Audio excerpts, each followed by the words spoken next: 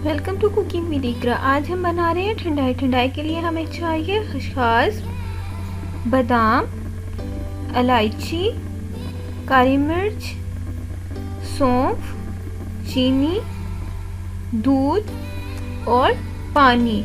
यहाँ मैंने खसखस, इलायची और सौंफ को अलग अलग भिगो दिया था। इस तरह से आप लोगों ने भिगो देना है। अब एक मिट्टी की कुंडी लेंगे, उसके अंदर सौंफ डाल देंगे, भिगी हुई सौंफ। इस तरह से सौंफ डाल देनी है और इसे पीस लेना है। अच्छी तरह सौंफ को पीसना है। इसमें बिल्कुल भी दाना नहीं रहना चाहिए, सौंफ बिल्कुल बारीक हो जाए। इस तरह से आप लोगों ने एक मिट्टी की कुंडी लेनी है और इसे बहुत बारीक और बहुत अच्छी तरह पीस लेना है।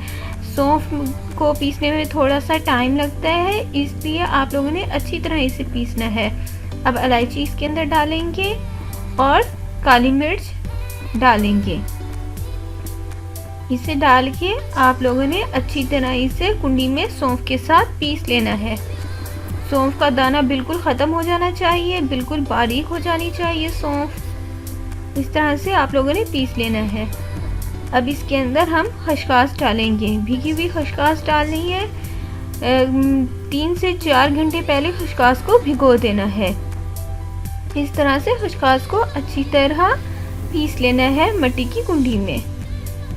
इस तरह से आप लोगों ने अच्छी तरह इसे पीसना है। इसका बिल्कुल दाना ख़त्म हो जाना चाहिए, खसखस बिल्कुल बारीक हो जाए।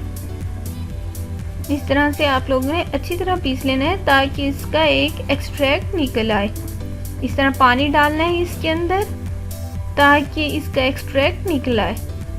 ये देखिए कितना अच्छी तरह और बारीक, बिल्कुल बारीक ये पीसी गई है। अब एक आप लोगों ने मखमल का कपड़ा लेना है, उसके अंदर इसे छान लेना है, इसका एक्सट्रैक्ट अलग कर लेना है। इस तरह से इसे छानना है, इस तरह से इसका एक्सट्रैक्ट अलग कर लेना है। देखिए कितना अच्छा एक्सट्रैक्ट इसका निकला है। जब आप बारीक इसे बहुत पीसेंगे तभी ऐसा निकलेगा। अब दोबारा से हमने कुंडी में डालना है और इसे दोबारा से पीस लेना है। दोबारा से इसे पीसना है। पीसते वक्त थोड़ा थोड़ा पानी डालते रहना है।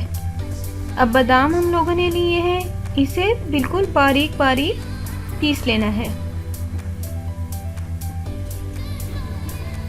देखिए हमारे बादाम कितने अच्छे पीसे गए हैं, बिल्कुल बारीक हो गए हैं। अब इसके अंदर दूध शामिल कर देंगे।